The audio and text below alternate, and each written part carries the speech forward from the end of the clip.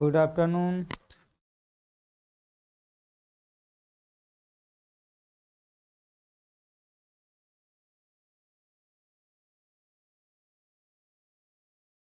Good afternoon सभी को। अमन कुमार, आदित्य गिरी, कोमल, दीपक चौहान, आशीष कुमार, आप सभी को गुड आफ्टरनून। देवानंद कुमार और बाकी लोग कहाँ हैं? देवानंद कुमार, दीपक चौहान, अर्पित सिंह। सर ये नीचे वाली लाइन हटा दीजिए, नीचे वाली लाइन हटा दीजिए। Rishabh Patel, good afternoon. चलिए देखिए स्टार्ट करते हैं। देखिए आज हम लोगों को पढ़ना है यंग का द्विस्लिट प्रयोग पढ़ना है, ठीक है। व्यतिकरण के लिए यंग का प्रयोग पढ़ना है। चलिए देखिए स्टार्ट किया जाए।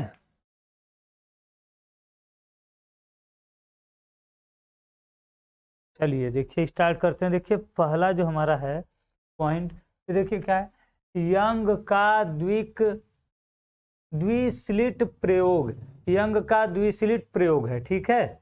अब देखिए यंग का द्विस्लिट प्रयोग में जब एक वर्णी प्रकाश समीप स्थित दो स्लिटों मतलब दो छिद्रों, देखिए स्लिट मतलब क्या होता है, छिद्र।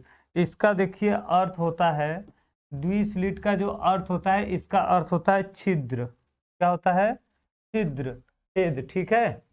जब कोई प्रकाश किरण पास समीप स्थित दो छिद्रों, जैसे एक ये छिद्र हो गया और एक ये छिद्र हो गया, जब प्रकाश किरण इसमें से गुजरती है, पास के दो छिद्रों से, दो स्लिटों से, S1 S2, एक S1 कर देंगे और एक S2, जब दोनों से गुजरती है या गिरता है तो यह जो छिद्र है ये कला संबद्ध का कार्य करते हैं। किसका कार्य करते हैं? कला संबद्ध का, ठीक है। देखिए जब दो छिद्रों से होकर गुजरता है प्रकाश तब ये क्या होता है, तब ये कला संबद्ध का कार्य करते हैं। आरजू क्या प्रॉब्लम है? और अर्पित तुम्हें ब्लू वाली लाइन से क्या प्रॉब्लम है?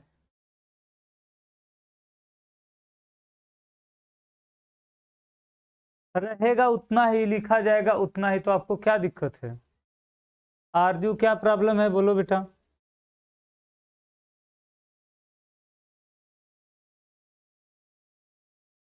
बोलिए जल्दी।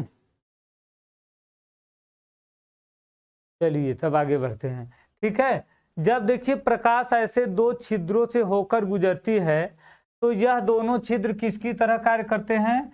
यह दोनों छिद्र देखिए तब कला संबद्ध की तरह कार्य करते हैं। कला संबद्ध तो सबको पता है। कला संबद्ध क्या होता है? मतलब जिससे गुजरने वाली, मतलब ऐसे दो स्रोत जिनसे निकलने वाले तरंग की कलांतर क्या हो, समान हो। अभिषेक यादव, क्या आप मतलब क्लास चल रहा है अभी, अभी तुम लोग को क्लास छोड़ दे, बस वही करें।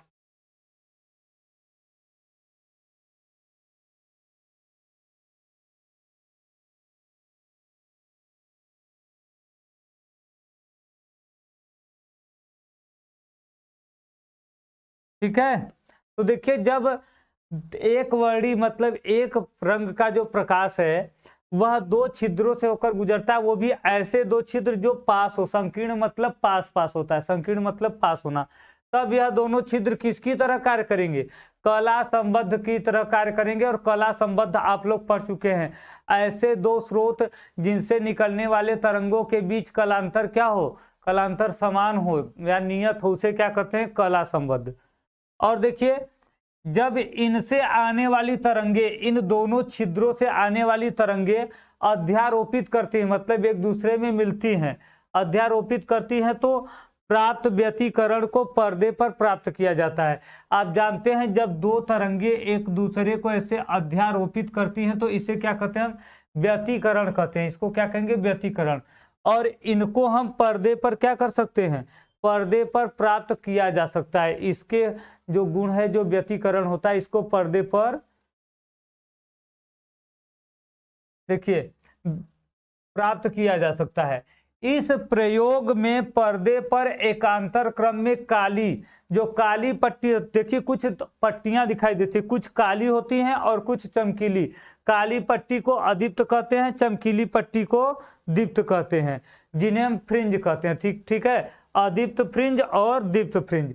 जो काली पट्टी रहेगी उसे क्या कहेंगे, उसे हम कहेंगे अदीप्त फ्रिंज, और जो चमकीली पट्टी रहेगी उसे क्या कहेंगे, दीप्त फ्रिंज। ठीक है, उसे क्या कहते हैं, दीप्त फ्रिंज कहते हैं। हाँ, फिजिक्स का भी कल टेस्ट है, और फिजिक्स के टेस्ट में दोनों से मिलाकर आएगा। ठीक है, फिजिक्स के टेस्ट में आपका फर्स्ट और सेकंड दोनों से मिला करके आएगा।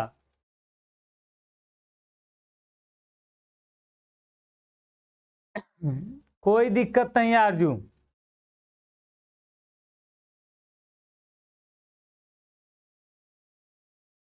चलिए देखिए, इसी को देखिए इस फिगर के द्वारा दर्शाया गया है। देखिए इसको देखिए इस फिगर के द्वारा कैसे दर्शाया गया है। देखिए एक यहाँ पे छिद्र है, क्या है, S1, और एक ये छिद्र है, ये क्या है, S2।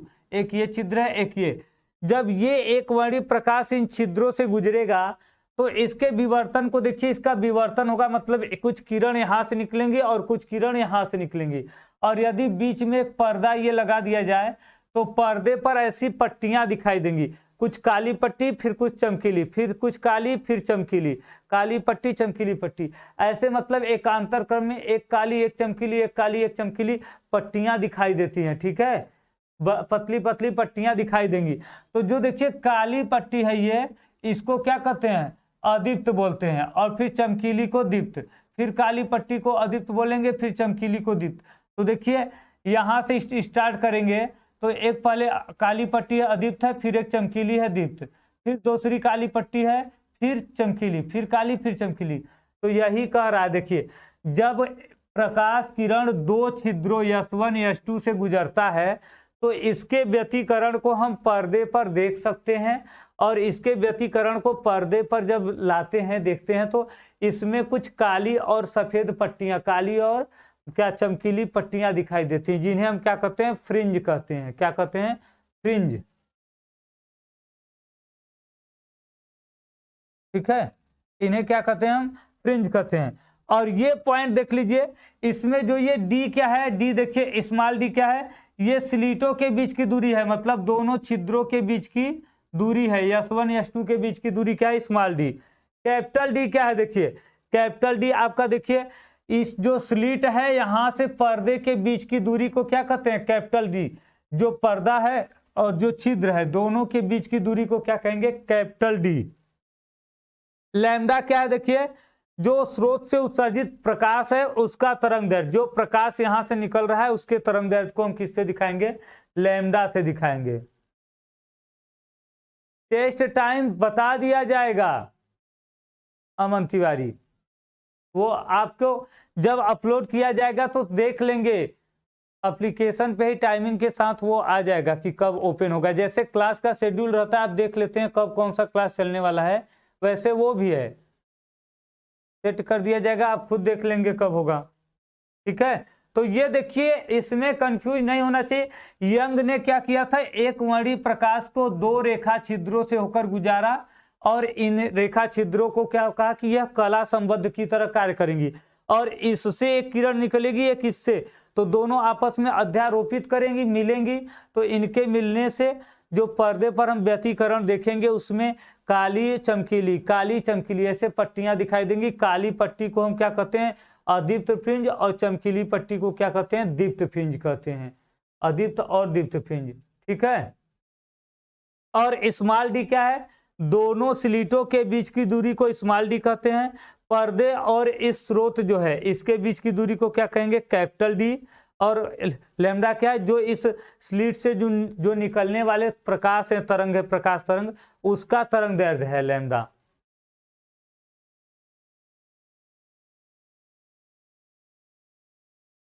अब देखिए इसके बारे में कुछ बताया गया है, देखिए यंग के प्रयोग के, कि केंद्रीय फ्रिंज सदैव चमकीली होती है।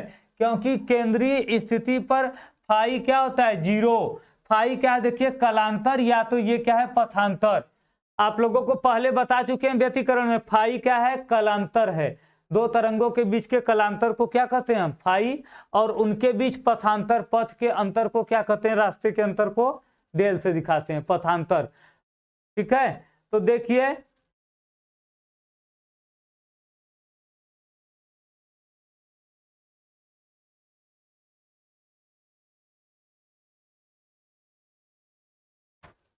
तब बताया जाएगा अमन, पहले तुम क्रम से पढ़ोगे तब ना, अब तुम्हें डायरेक्ट लास्ट चैप्टर ही बता दें, लास्ट पॉइंट ही।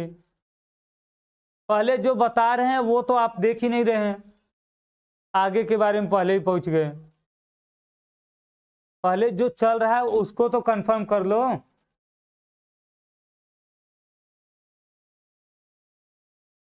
हाँ फर्स्ट टेस्ट है कृष्णा, पहला टेस्ट है। अब देखिए, ये देखिए क्या है आपका, फाई है कलांतर, और ये क्या है, पथांतर है। अब देखिए केंद्रीय फिंज में सदैव कलांतर हो या पथांतर हो, उसका मान जीरो होता है, शून्य होता है, मतलब कोई पथ का अंतर नहीं रहता है। तो यह सदैव क्या होगा, केंद्रीय पे पूछेगा केंद्रीय फिंज कैसा होता है, तो सदैव चमकीला होता है, मतलब दीप्त होता है। केंद्रीय फिंज सदैव क्या होता है, दीप्त होता है। ठीक है, पहला पॉइंट हो गया। केंद्रीय फिंज देखिए, अगर क्वेश्चन पूछेगा कि केंद्रीय फिंज कैसा होता है, तो आप क्या बताएंगे, चमकीला या दीप्त फिंज होता है। अगर पूछेगा केंद्रीय फिंज के लिए कौन सही है, तो उसके लिए देखिए कलांतर और पथांतर दोनों का मान क्या होता है, जीरो होता है, शून्य होता है।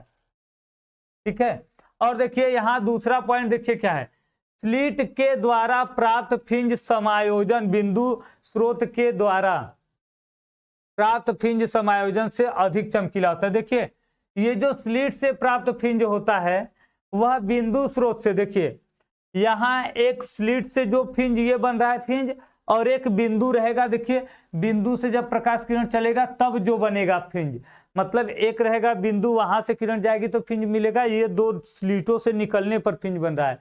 तो हमेशा ये स्लिट से निकलने वाला फिंज अधिक होता है और ये क्या होता है, कम रहेगा। ठीक है, चमकीला। जो स्लिट से निकलेगा वो चमकता हुआ रहेगा, ज्यादा दिखाई देगा, और बिंदु से निकलने वाला जो फिंज होता है वो बहुत कम दिखाई देता है। तीसरा देखिए, यदि स्लिटें आसमान चौड़ाई की हैं तो असमान चौड़ाई की, ठीक है, यदि स्लिटें असमान चौड़ाई की हैं तो अदीप्त फिंज पूर्णतः काली नहीं होगी। देखिए यदि ये जो स्लिटें हैं, ये स्लिटें अगर इनकी चौड़ाई, ये अगर स्लिट इसकी चौड़ाई ये क्या है, असमान है, अलग अलग रहेगा, तो ये पूर्णतः काली नहीं रहेगा। जो काली पट्टी है तब काली नहीं रहेगा, कुछ काली और कुछ सफेद लेके रहेगा। यदि ये दोनों छिद्र बराबर रहेंगे, दोनों छिद्र बराबर रहेंगे, तो ये जो अदीप्त फिंज है ये पूरा काला रहेगा। लेकिन यदि ये अलग अलग रहेंगे, इसकी चौड़ाई कुछ और होगी, इसकी कुछ और होगी, कम अधिक रहेगी, तो ये दो जो अदीप्त फिंज काला बन रहा है ये पूरा काला नहीं होगा, कुछ काला रहेगा और कुछ सफेद में लेकर रहेगा। नोटिफिकेशन बंद होगा। पथांतर है, पथांतर दीपक राय, वो पथांतर है, डेल्टा जिसे बोलते हैं पथांतर। स्लिट मतलब होता है छिद्र, रेखा, छिद्र बोल तो रहे कब से, रेखा, एक ही रेखा पर दो छिद्र हैं तो उसे स्लिट बोलते हैं।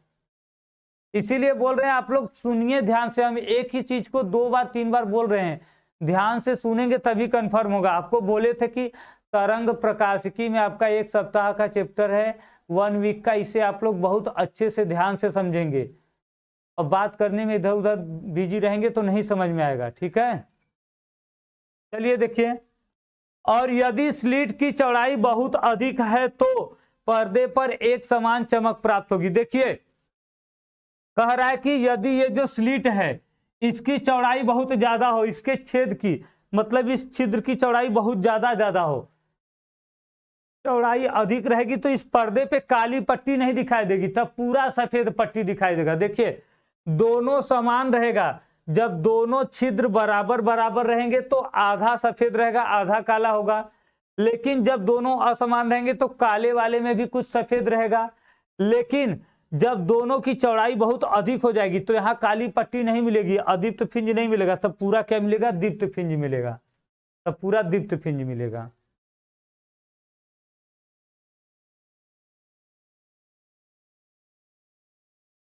ठीक है, अब देखिए इसके बाद देखिए क्या है पॉइंट। यदि एक स्लिट लाल रंग के प्रकाश से प्रकाशित हो एवं दूसरी स्लिट नीले रंग के प्रकाश से प्रकाशित की जाए तो पर्दे पर व्यतिकरण प्रतिरूप प्राप्त नहीं होता। देखिए यदि एक स्लिट को हम क्या करें, इसको देखिए, इसको हम लाल से कर दें और दूसरे वाले को क्या कर दें, देखिए दूसरे वाले को नीले से कर दें, एक को लाल से कर दें और दूसरे को नीले से कर दें, एक लाल रहेगा और एक नीला रहेगा, तो ये व्यतिकरण आएगा ही नहीं, तब व्यतिकरण मिलेगा ही नहीं। ठीक है, एक लाल रहेगा एक नीला रहेगा तो व्यतिकरण नहीं मिलेगा।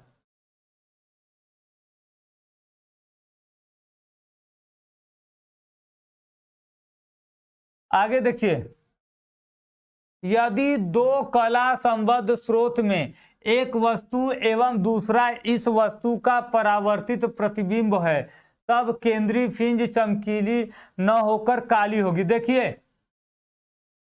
यदि कह रहा है कि इसमें से एक ये क्या हो, वस्तु हो और दूसरा क्या हो, प्रतिबिंब हो, तब पूरा पट्टी क्या हो जाएगा, काला हो जाएगा।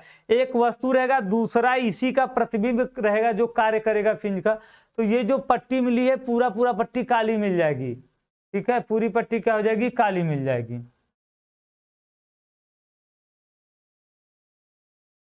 दूसरा पॉइंट क्या है भाई, स्लिट के द्वारा प्राप्त फ्रिंज समायोजन बिंदु स्रोत के द्वारा। देखिए ये जो फ्रिंज मिल रहा है ये दो छिद्र है तो ये स्लिट के द्वारा है, एक बिंदु स्रोत रहेगा। देखिए अगर एक देखिए ऐसे बिंदु स्रोत है और यहां से प्रकाश किरणें निकल रही है तब पर्दे पर जो फ्रिंज प्राप्त होगा, मतलब बिंदु से जो फ्रिंज बनेगा, दो स्लिट से फ्रिंज बन रहा है, स्लिट वाला फ्रिंज अधिक चमकीला होगा और ये जो बिंदु से फ्रिंज बनेगा पर्दे पर ये कम चमकीला होगा, ये कम दिखाई देगा और स्लिट वाला जो छिद्र वाला रहेगा वो अधिक दिखाई देगा।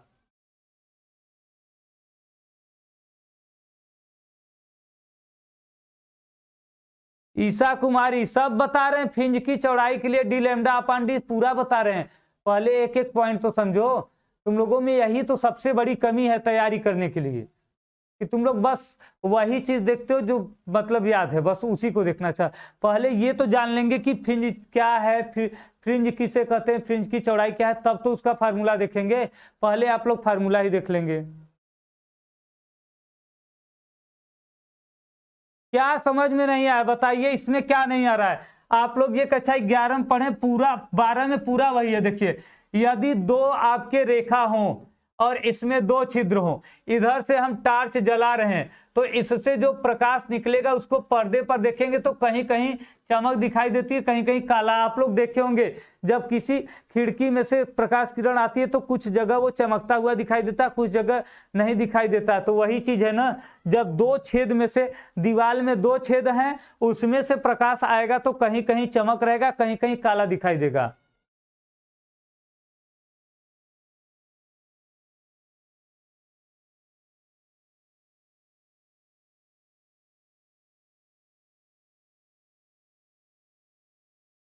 ये देखिए महत्वपूर्ण परिणाम, ये जरूरी है, इसी में आपका पूरा फार्मूला मिलेगा, सूत्र इसी में आएगा। देखिए पहला देखिए क्या है, पथांतर। पथांतर YDSE, YDSE का मतलब समझते हैं, YDSE देखिए यंग ड्यूल स्लिट एक्सपेरिमेंट, मतलब यंग का द्विस्लिट प्रयोग। ये पूरा क्या होगा, यंग ड्यूल स्लिट एक्सपेरिमेंट, मतलब यंग का द्विस्लिट प्रयोग, ये उसी का शॉर्टकट है। ठीक है,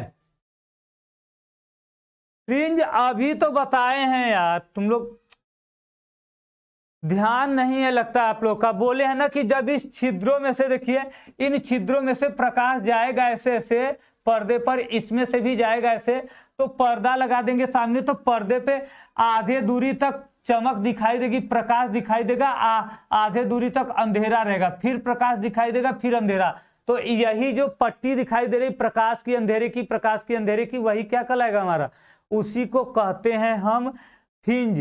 जैसे कहीं देखिए ना दीवार में अगर पूरा छेद हो दीवार में, कहीं वहां बाहर से प्रकाश आता है तो दूसरे दीवार पर जहां जहां दीवार के छेद का छिद्र रहता है वहां प्रकाश दिखता है, चमक दिखता है, और कहीं कहीं अंधेरा दिखाई देता है, छाया उसका दिखाई देगा। तो जो चमक है छाया है, चमक है छाया, इसी को हम फ्रिंज बोलते हैं, उसी की चौड़ाई को।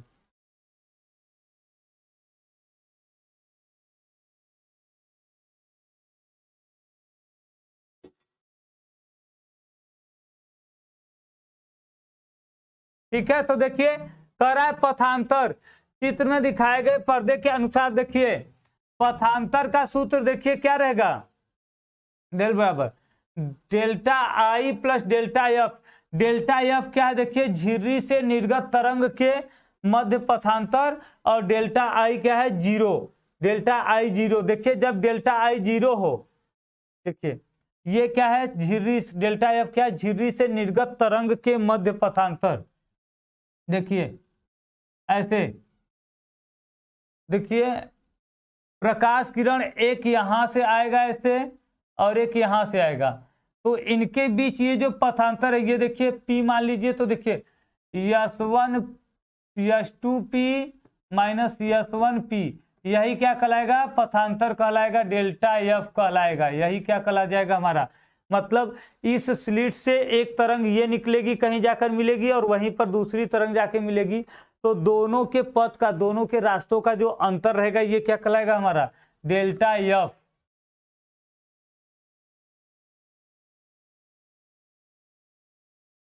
और ये आप फार्मूला बहुत अच्छे से ध्यान रख लेंगे, एक ये फार्मूला आपका है, ठीक है। और देखिए कह रहा है यदि डेल्टा आई क्या हो, जीरो हो, तब डेल्टा एफ, तब डेल्टा बराबर डेल्टा एफ कितना रहेगा, देखिए डी साइन थीटा के बराबर रहेगा, डी साइन थीटा।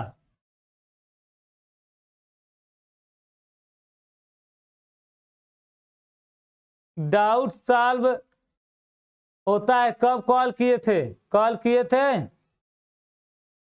सत्य प्रभात। डाउट नंबर जब भी कॉल किया गया होगा सबका कॉल रिसीव होता है, उठाया जाता है। आप लोग का कॉल रिसीव होता है कि नहीं, डाउट पर, डाउट नंबर पे कॉल किए होंगे तो रिसीव किया गया होगा, या तो कॉल बैक किया गया होगा।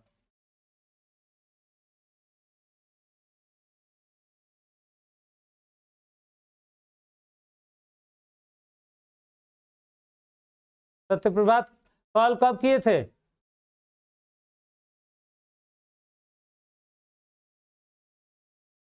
अब नहीं बोलेंगे।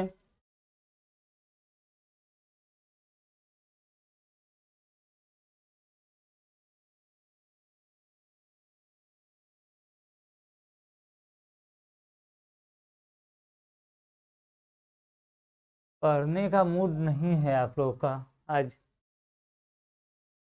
ठीक है। देखिए ये दूसरा वाला, देखिए यहाँ यक्स क्या है, बिंदु P की केंद्रीय उच्चिष्ट से दूरी है, केंद्रीय उच्चिष्ट से दूरी जो रहेगा। अंकित पाल कॉल किए थे, अंकित पाल,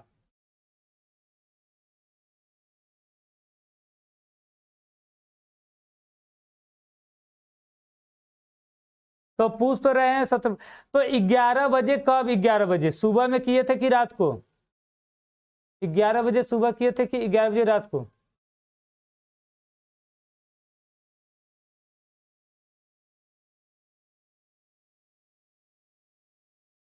ग्यारह बजे कब किए थे भाई, सुबह की रात, कुछ टाइमिंग होगा।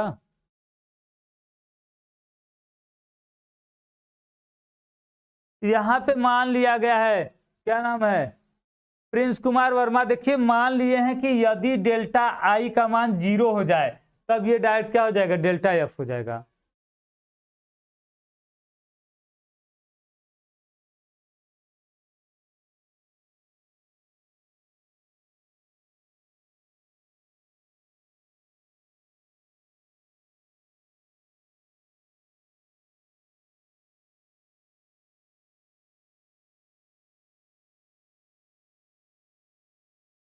डाउट सेंड करने के बाद कॉल करके बताएंगे तब तो।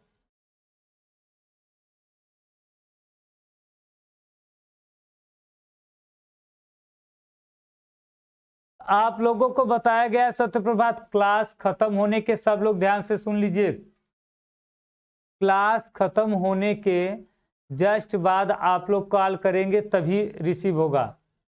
और कॉल करिए, मैसेज भेजकर जो आपका डाउट है उसको भेजकर फिर कॉल कर दीजिए कि हम भेजे हैं, ये डाउट हमारा सॉल्व करिए।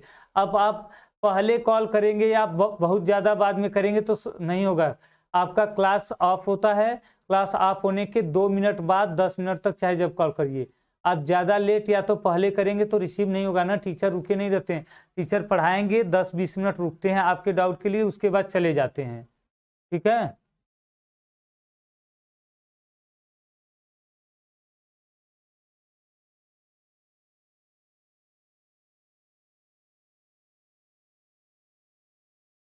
चलिए देखिए, तो आगे चलिए देखिए, कह रहा है कि जहां यक्स क्या है, पी से केंद्रीय उच्चिष्ट से दूरी है, पी पर उच्चिष्ट प्राप्त होने के लिए, प्राप्त रहेगा, देखिए होने के लिए, देखिए डेल्टा कितना होता है, यन लैम्डा होता है। यहाँ यन क्या है, 0 +1 +2 ऐसे +3 4 5, मतलब 1 2 3 4 5 रख सकते हैं। देखिए डेल्टा का मान उच्चिष्ट के लिए, ये याद रखिए, देखिए उच्चिष्ट के लिए, केंद्रीय उच्चिष्ट के लिए बहुत ही इंपॉर्टेंट है, इसको याद रख लेंगे आप लोग। केंद्रीय उच्चिष्ट के लिए डेल्टा बराबर क्या होता है, यन लैम्डा, जहां यन बराबर क्या होता है, 0 +1 +2 +3 ऐसे चलता रहेगा। ठीक है, और देखिए पी पर निम्निष्ठ के लिए, निम्निष्ठ के लिए ये फार्मूला देखिए होता है, निम्निष्ठ के लिए, निम्निष्ठ के लिए आपका ये फार्मूला होता है उच्चिष्ट के लिए। ये दोनों आपके क्या है, इंपॉर्टेंट है, आप इसको याद रख लीजिए। ये आपको याद कर लेना है बस वैसे ही कि केंद्रीय उच्चिष्ट के लिए क्या होता है पथांतर, ये केंद्रीय निम्निष्ठ के लिए ये होता है आपका। ठीक है, और देखिए निम्निष्ठ की जब बात आएगी तब यन का मान 1 2 3 रखेंगे, और उच्चिष्ट की बात आएगी तो 0 से रखेंगे, 0 1 2 3 रखेंगे। ठीक है,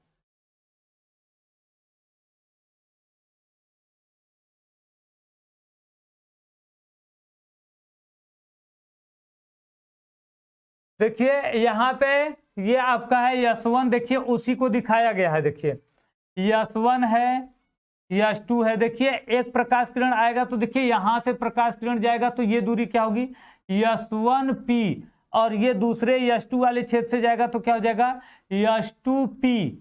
ठीक है, अब देखिए जब यस2p में से यस1p घटा देंगे तो ये जो मान आएगा यस2m, यही क्या कहलाएगा, ये देखिए हमारा कहलाएगा पथांतर। पथांतर मतलब दोनों के बीच के पथ का अंतर, एक ये पथ हो गया, एक ये रास्ता, मतलब यहां तक P तक पहुंचने के 2 रास्ते हैं, दोनों रास्तों के दोनों पथों का अंतर कर दिए, इसमें से ये वाला घटा देंगे तो ये जो बचेगा भाग, ये क्या कहलाएगा, पथांतर। ये देखिए S2P - S1P बराबर क्या आएगा हमारा, S2m, और यही क्या रहेगा, पथांतर रहेगा। यही क्या रहेगा,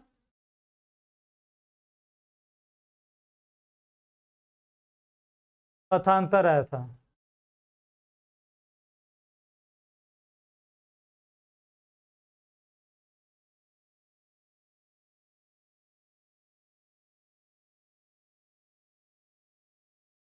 ठीक है, अब देखिए यहां से ये देखिए एक वर्णी ये प्रकाश है, ये जा रहा है, और ये 2 स्लिट हैं, S1 S2, 2 स्लिट मतलब छिद्र हैं, रेखा छिद्र हैं, S1 S2 जिसे स्लिट कहेंगे।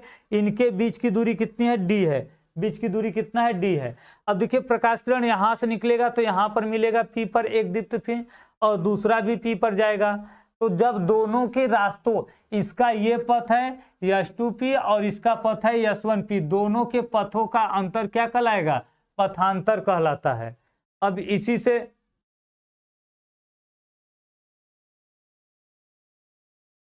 अब देखिए फ्रिंज की स्थिति, ये आपका देखिए ये जितना पॉइंट है ये आपका मोस्ट इंपॉर्टेंट है, इस फार्मूले को समझ के याद कर लीजिए।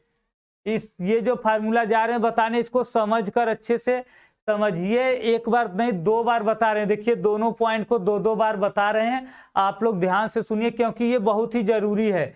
आप लोग बिना इधर उधर किए ध्यान से देखिए, दोनों पॉइंट समझ लीजिए। इसमें दोनों पॉइंट में से एक क्वेश्चन आपका आएगा जरूर, एक क्वेश्चन इसमें से जरूर आएगा, 1 या 2 क्वेश्चन, इसको आप लोग अच्छे से समझ लीजिए, ठीक है।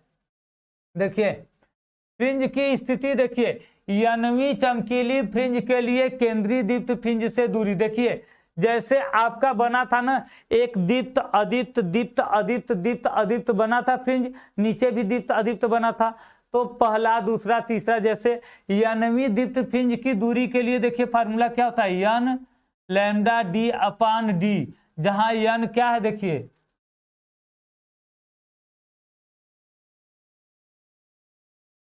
जहां या तो इसी को यन बीटा लिख सकते हैं, ये पूरा इतना देखिए मिला के क्या आ जाएगा, ये पूरा बीटा के बराबर आ जाएगा। तो यही यन बीटा, या तो बीटा का पूरा मान रखें। ये जो कोष्टक में लैम्डा डी अपान डी को क्या कहते हैं, बीटा बोलते हैं, ठीक है।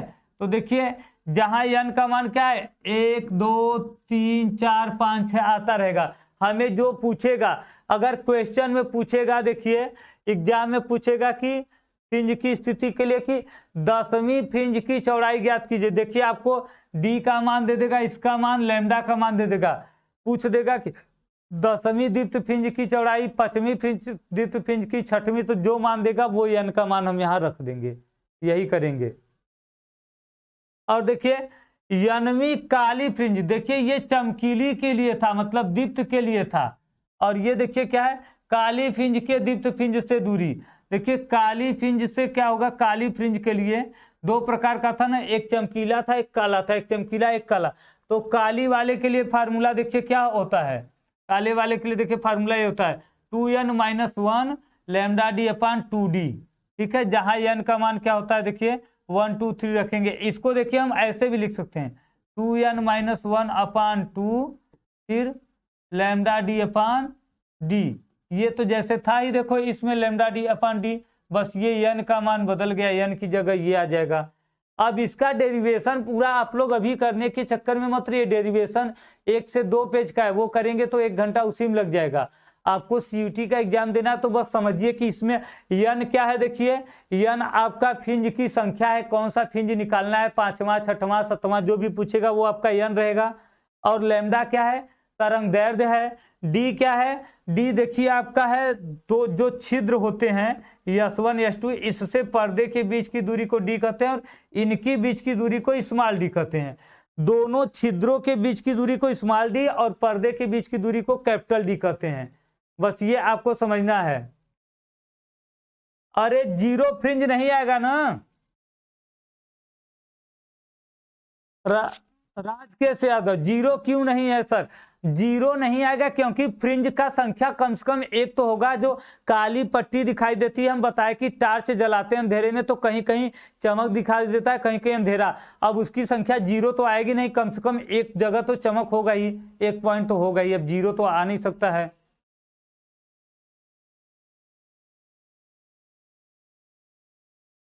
देखिए फ्रिंज चौड़ाई बीटा 2 क्रमागत चमकीली, देखिए अब फ्रिंज की चौड़ाई बीटा क्या है, देखिए बीटा, देखिए यही है फ्रिंज की चौड़ाई, देखना था किसको, आरजू को, हाँ यही है, यह नंबर ऑफ फ्रिंज है जो कि जीरो नहीं हो सकता है ना, वो फ्रिंज का संख्या है, तो कम से कम 1 फ्रिंज या 2 फ्रिंज तो होंगे ही, जीरो फ्रिंज तो आएंगे नहीं। अब देखिए फ्रिंज की चौड़ाई बीटा जो है यही है, देखिए बीटा का मान देखिए क्या है, यही है, तो देखिए चमकीली फ्रिंज के लिए यही आ जाएगा बीटा, मतलब यही जो ये है, यन को छोड़कर बाकी सब क्या है, बीटा है। और यहाँ भी देखिए क्या रहेगा हमारा, इसको छोड़कर ये रहेगा बीटा हमारा। तो देखिए फ्रिंज की चौड़ाई के लिए फार्मूला क्या आ जाएगा, देखिए ये आ जाएगा, फ्रिंज की चौड़ाई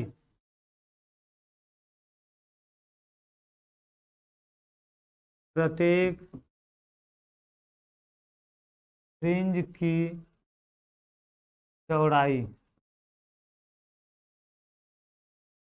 ठीक है, चाहे काली पट्टी हो या फिर चमकीली हो, चमकीली या काली दोनों के लिए चौड़ाई का यही फार्मूला होता है। चौड़ाई में देखिए क्या होता है, तरंग दैर्ध्य, पर्दे की दूरी और स्लिट की दूरी। देखिए लैम्डा क्या है, देखिए तरंग दैर्ध्य है। तरंग दैर्ध्य। डी देखिए क्या ये पर्दे की दूरी। और देखिए इस स्मॉल डी क्या देखिए स्लिटों।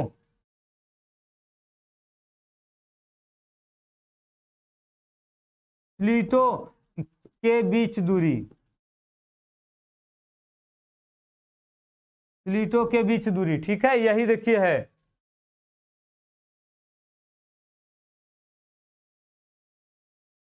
हाँ, फ्रिंज चौड़ाई को W से व्यक्त करते हैं, W से ही करेंगे। तो यहाँ बीटा दिखाया गया है, कोई दिक्कत नहीं है, बीटा से भी दिखाया जाता है, W से भी दिखाया जाता है। ठीक है, फ्रिंज की चौड़ाई को बीटा और W दोनों से दिखा सकते हैं, कोई कंफ्यूजन नहीं है। विशाल गौतम दोनों से दिखा सकते हैं। कहाँ रंग है? प्रिंस कुमार वर्मा कहाँ?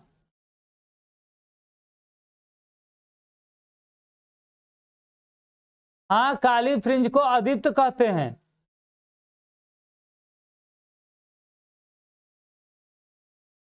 अरे तो विशाल बोल तो रहे हैं W या बीटा दोनों से दिखाते हैं, कोई दिक्कत नहीं है।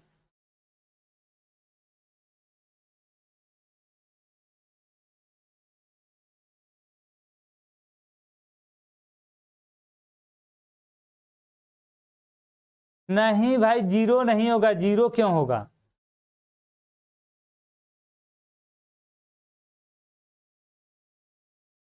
अच्छा, रेड से लिखने पर क्लियर नहीं हो रहा है। अब ठीक है ना, देखिए येलो से तो क्लियर दिखाई दे रहा होगा।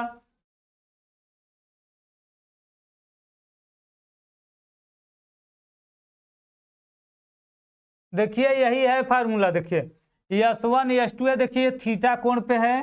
ठीक है, और देखिए इसमें देखिए यही देखिए फ्रिंज की चौड़ाई या तो W से दिखाएं हम, या तो किससे दिखा दे, बीटा से। चाहे फ्रिंज की चौड़ाई को W से दिखाएं या बीटा से, वही फार्मूला वही रहेगा। आपका फार्मूला कितना आएगा? Lambda D/D। चाहे हम W लिखे या फिर बीटा लिखे, दोनों एक ही है। फ्रिंज की चौड़ाई मतलब दो फ्रिंजों के बीच की दूरी। देखिए चाहे चमकीले वाले का देख लीजिए, या तो हम ये देखेंगे, देखिए काले वाले का, तब भी वही आएगा, तब भी क्या होगा? बीटा ही रहेगा, तब भी उतना ही मान आएगा। चाहे चमकीले फ्रिंज के बीच की दूरी देख लीजिए या तो काले फ्रिंज के बीच की दूरी, हमेशा वही आएगा।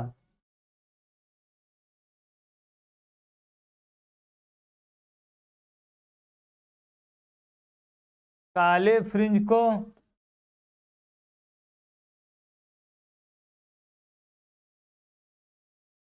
कहाँ काले फ्रिंज को बताया गया? देखो ये देखो काला फ्रिंज है, इसको देखो अदीप्त बताया गया है। फिर देखो ये सफेद है, इसको देखो दीप्त बताया गया है। फिर देखो काले को अदीप्त, फिर देखो सफेद को दीप्त, फिर देखो काले को अदीप्त और सफेद को देखो दीप्त, फिर देखो काले को अदीप्त। कहाँ कह रहे हो?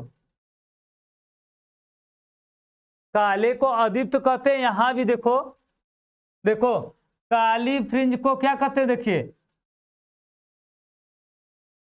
देखिए काली फ्रिंज को क्या कहते हैं? अदीप्त। और चमकीली को देखो क्या कहते हैं?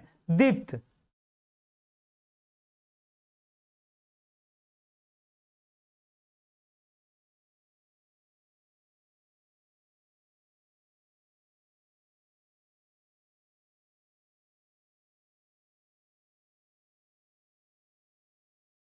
ठीक है, चाहे देखिए, चाहे आप इसके लिए देखें, चमकीले के लिए देखें या तो काले के लिए, दोनों के लिए चौड़ाई हमेशा समान होती है। और वो चौड़ाई क्या होती है? D/D होती है।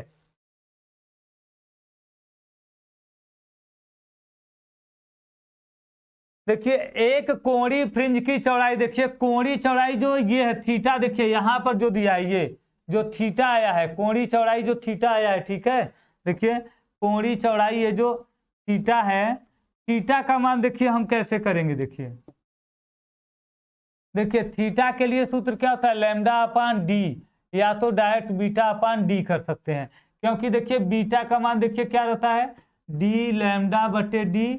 इसी में हम क्या कर देंगे? देखिए d का भाग देंगे, d से d कट गया, क्या गया? λ/d। मतलब या तो डायरेक्ट हम चौड़ाई में दूरी से भाग दे दे, या तो तरंग दैर्ध्य में स्लिट की दूरी भाग दे दे। देखिए चौड़ाई जो है फ्रिंज की चौड़ाई में हम पर्दे की दूरी से भाग दे देंगे तब भी आ जाएगा कोणीय चौड़ाई, या तो हम तरंगदैर्ध्य में स्लिट की दूरी से भाग दे देंगे तब भी क्या आ जाएगा, हमारा कोणीय चौड़ाई आ जाएगा। यंग के द्विस्लिट प्रयोग में यदि देखिए λ1 तरंगदैर्ध्य का प्रकाश उपयोग करने पर दृश्य क्षेत्र में n1 फ्रिंजें दिखाई देती हैं। मतलब हम यदि प्रकाश का तरंगदैर्ध्य λ1 मान लेते हैं तो जो फ्रिंजें दिखाई देती हैं, फ्रिंज वह कितनी है, n1 फ्रिंज की संख्या दिखाई देती है, ठीक है। एवं λ2 तरंगदैर्ध्य वाले प्रकाश का उपयोग करने पर क्या होती है, देखिए n2 फ्रिंज दिखाई देती है। मतलब λ1 तरंगदैर्ध्य ला रहे हैं तो n1 फ्रिंज दिखाई दे रहा है, λ2 अगर ला रहे हैं प्रकाश तो कितना है, n2 फ्रिंज दिखाई देता है। तब देखिए n1 λ1 बराबर क्या होता है, n2 λ2। या तो हम इसको ऐसे भी देखिए ऐसे लिख सकते हैं, n1 λ1 बराबर n2 λ2, ऐसे भी कर सकते हैं। या तो देखिए इसको हम कर सकते हैं n1 बटे n2 बराबर λ2 बटे λ1, ये भी देखिए कर सकते हैं। ये देखिए दो प्रकार से फार्मूले मिल गए हमको, दो फार्मूले, ठीक है। ये देखिए दो फार्मूले मिल गए। पहला देखिए ये तो दिया ही है, दूसरा देखिए इसी को बस पक्षांतर कर सकते हैं। कब ये कर सकते हैं, जब अलग अलग तरंगदैर्ध्य और अलग अलग फ्रिंज की संख्या होगी तब। YDS का मतलब देखिए क्या है, young dual slit experiment, young का द्विस्लिट प्रयोग, यंग का द्विस्लिट प्रयोग, उसी को शॉर्टकट में लिखा है YDSE, young dual slit experiment.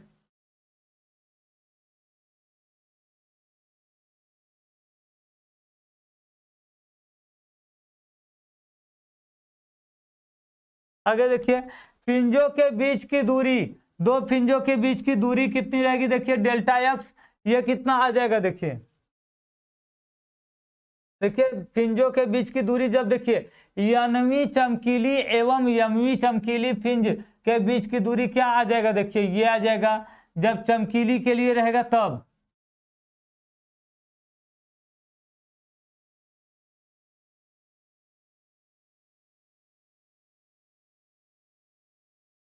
चमकीली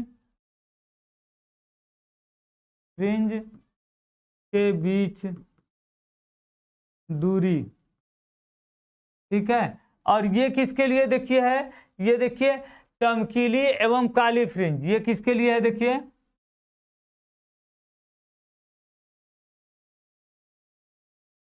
चमकीली एवं काली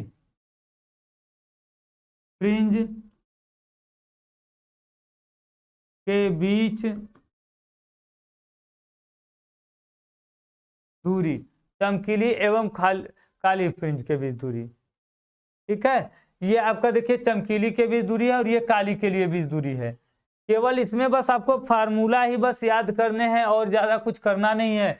और देखिए यदि यन छोटा हो यम बड़ा हो तब उल्टा हो जाएगा, देखिए बस यही चीज है। देखिए जब कह रहा है कि यन क्या होगा, बड़ा रहेगा, यम छोटा रहेगा, तो क्या है, यन माइनस यम है।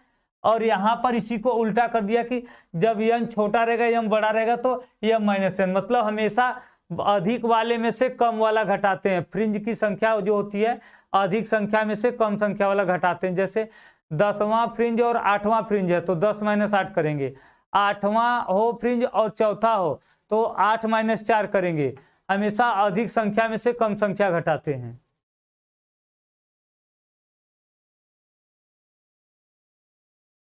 तो एप्लीकेशन पर तो पीडीएफ मिला है ना, एप्लीकेशन पे पीडीएफ नहीं मिला है आप लोगों को?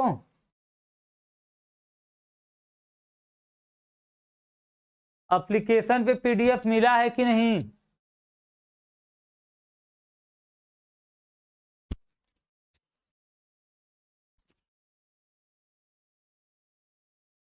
एप्लीकेशन पर तो सबको पीडीएफ मिला होगा ना? चलिए देखिए केंद्रीय उच्चिष्ट की पहचान। अब देखिए आप लोगों का जो एक कंफ्यूजन था, उच्चिष्ट कैसे हम पहचान करेंगे कि उच्चिष्ट या निम्निष्ट कैसे जानेंगे, ठीक है। तो देखिए केंद्रीय उच्चिष्ट की पहचान के लिए एक वर्णीय प्रकाश के स्थान पर श्वेत प्रकाश प्रयोग में लाया जाता है। देखिए, अगर उच्चिष्ट की पहचान करनी हो तो श्वेत प्रकाश मतलब जिसमें एक वर्ण मतलब एक रंग का प्रकाश, श्वेत प्रकाश मतलब जिसमें एक से अधिक प्रकाश होते हैं, प्रयोग में लाया जाता है। अतिव्यापन के कारण केंद्रीय उच्चिष्ट श्वेत प्राप्त होता है जिसके किनारे रंगीन होंगे। केंद्रीय उच्चिष्ट के दोनों ओर कुछ रंगीन पट्टियां और फिर एक समान प्रदीप्त प्राप्त होगा। देखिए, जब हम श्वेत प्रकाश का क्या करेंगे, व्यतिकरण करेंगे। व्यतिकरण किसका करेंगे, श्वेत प्रकाश का। तो इसके लिए देखिए, जो केंद्रीय उच्चिष्ट जो श्वेत प्राप्त होगा, जो सफेद रंग का प्राप्त होगा पट्टी, वही क्या कहलाएगा, केंद्रीय उच्चिष्ट कहलाएगा। जो सफेद रंग का होगा, श्वेत होगा। देखिए, यदि हम एक रंग के प्रकाश के व्यतिकरण के स्थान पर एक से अधिक रंग के मतलब श्वेत रंग के प्रकाश का, जैसे सूर्य के प्रकाश को श्वेत प्रकाश कहते हैं,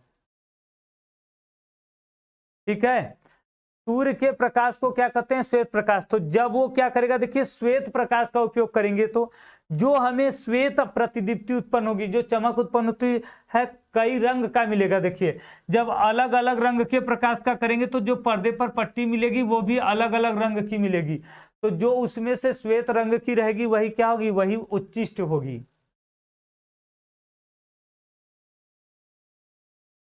उसका भी पीडीएफ यहीं मिलेगा, उसका भी पीडीएफ यहीं मिलेगा। देखिए, अगर पीडीएफ से संबंधित कोई प्रॉब्लम है, नहीं मिल रहा, तो आप लोग क्लास खत्म होने के 2 मिनट बाद कॉल करिएगा, हम रिसीव करेंगे, ठीक है। इस क्लास में फिजिक्स में जितनी भी सेकेंड में प्रॉब्लम होती है, आप लोग को रोज पर डे बताते हैं और हम रिसीव भी करते हैं। 2-4 लोग पर डे करते भी हैं क्लास, जिनको डाउट रहता है। हम बोले हैं कि क्लास खत्म होने के आप 2 मिनट बाद कॉल करिए, हम रिसीव करेंगे या तो कॉल बैक करेंगे जरूर 10 मिनट के अंदर, ठीक है। 5 मिनट के अंदर अंदर आपको कॉल करना है। और हमेशा 2-3 लोग करते हैं, उनका प्रॉब्लम हम सुनते हैं, बताते हैं। आप लोग करें सर रिसीव ही नहीं करते, मतलब आप लोग आधे घंटे बाद करते होंगे तब रिसीव नहीं करते होंगे।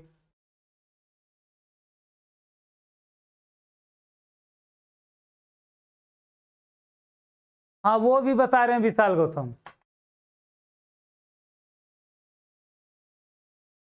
सत्य प्रभात बता देंगे आपको कहां पर मिलेगा, ठीक है। उसके लिए कंफ्यूजन मत होइए, वो भी आपको पीडीएफ बता देंगे। उसके लिए आप कॉल करें, बता तो रहे। और आज आपका पहला, अभी आप स्टार्ट किए क्या सत्य प्रभात, नए नए?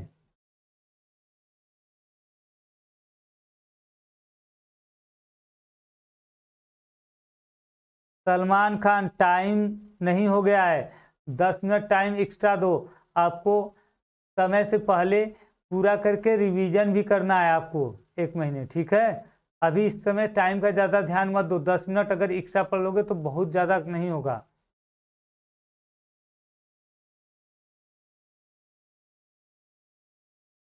देखिए, ये भी आपका जरूरी है।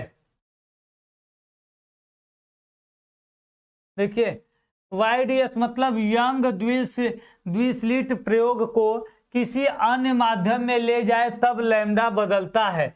देखिए, जब उसको एक माध्यम से दूसरे माध्यम में लेके जाएंगे, अभी तक जो पढ़ रहे थे, देखिए ये जो पर्दा लगा था हमारा, इधर भी क्या था, वायु था, प्रकाश जा रहा था, और ये जो था ये भी क्या था, वायु था। तब ये आपका, अभी हम ये पढ़े जब दोनों माध्यम से, अब कह रहा है किसी अन्य माध्यम में, मतलब वायु से जल में लेके जाए या कांच दूसरे माध्यम में लेके जाए, तो दूसरे देखिए माध्यम में लेकर जाने पर क्या होगा, तब लैम्डा बदलता है और बीटा भी बदलता है। तो देखिए, जैसे जल में लैम्डा कितना रहता है, देखिए अपवर्तनांक से भाग दे देंगे, मतलब जो पहले का अपवर्तनांक है जो है आपका वायु में है उसमें हम भाग दे देंगे। और यहाँ भी वही करते हैं, मतलब लैम्डा जो आपका तरंग दैर्ध्य है और जो ये आपका है फ्रिंज की चौड़ाई, देखिए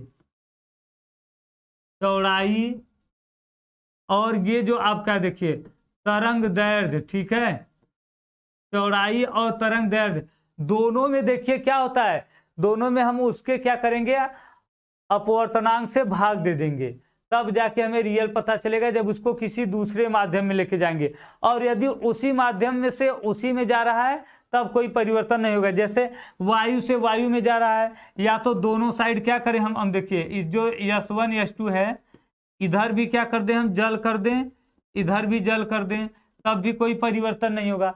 जब दोनों साइड अंतर होगा, एक तरफ जल एक तरफ वायु या कांच जल कुछ हो, तब ये क्या होता है, परिवर्तन होता है।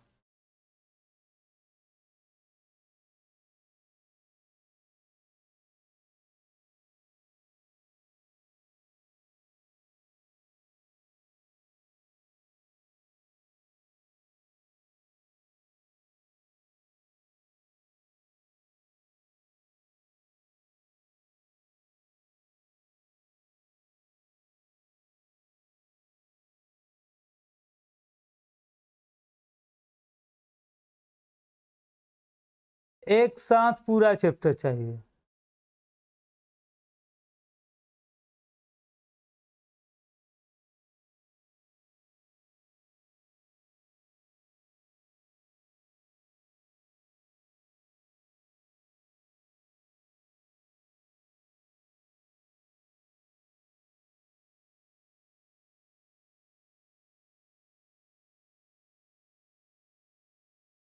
नीरज पटेल।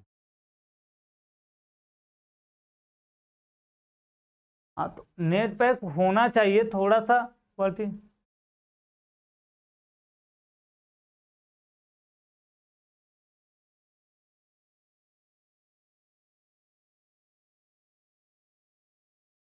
एक वर्णी प्रकाश, एक वर्णी देखिए, एक वर्णी प्रकाश मतलब देखिए ये होता है एक रंग में, ठीक है, एक रंग, एक रंग का प्रकाश, ऐसा प्रकाश जिसमें एक ही रंग होता है वो एक वर्णी कहलाता है। और श्वेत प्रकाश मतलब सूर्य का प्रकाश जिसमें 7 रंग मिले होते हैं, आप जानते हैं सूर्य के प्रकाश में 7 रंग होते हैं, उसे श्वेत प्रकाश कहते हैं। एक वर्णी प्रकाश मतलब जिसमें एक ही रंग हो, एक रंग के प्रकाश को।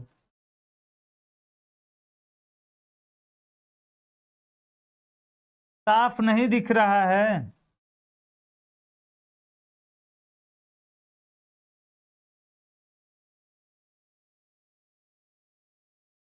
दिख तो रहा होगा ना, नहीं दिख रहा है पूरा, विपिन मौर्य?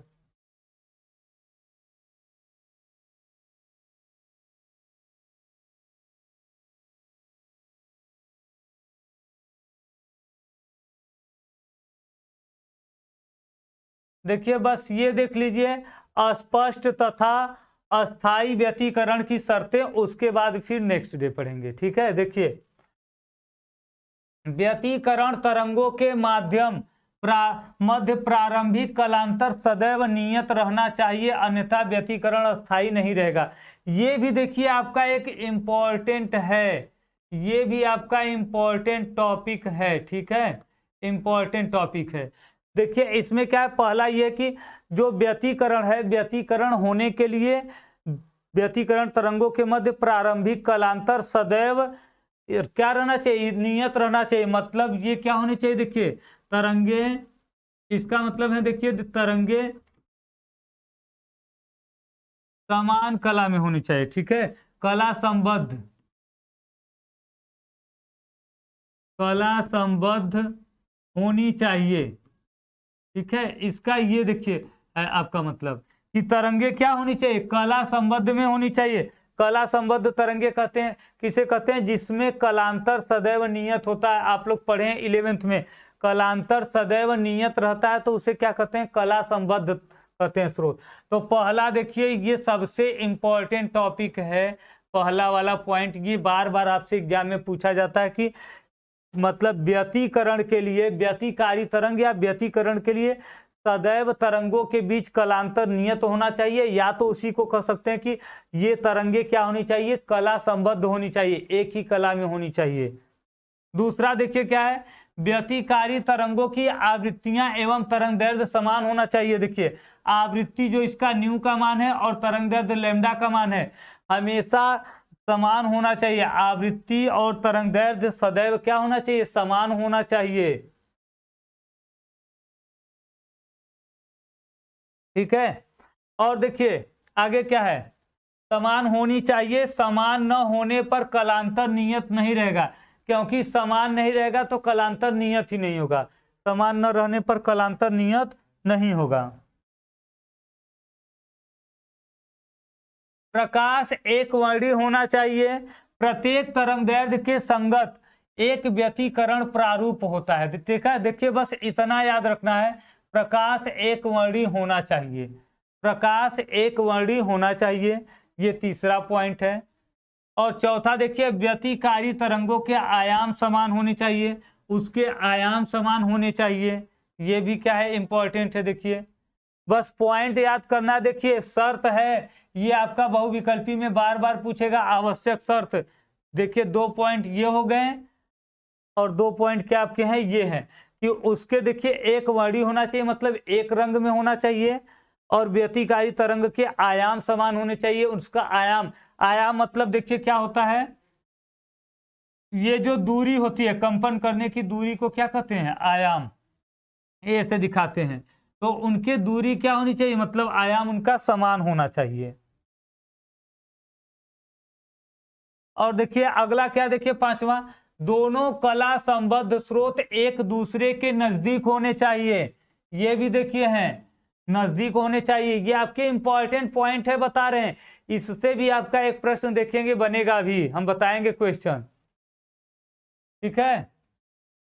और देखिए, यदि दो प्रकाश तरंगे ध्रुवित हो तो उनमें ध्रुवण की अवस्थाएं समान होनी चाहिए, ये भी देखिए पॉइंट पूरा क्या है, एकदम इंपॉर्टेंट है ये भी, ठीक है। चलिए अब कल ये देखिए पढ़ेंगे, यंग के द्विस्लिट प्रयोग में से फ्रिंज का विस्थापन, ये आपका टॉपिक कल पढ़ा जाएगा, ठीक है, ये कल पढ़ेंगे। और जितने लोग को डाउट है वो क्लास खत्म अभी कॉल कर लेंगे, ठीक है। आप लोग बाद में बोलेंगे कि कॉल रिसीव नहीं होता है, बाद में आधे घंटे बात करेंगे तो रिसीव नहीं होता, अभी कॉल कर डाउट क्लियर कर लीजिए। चलिए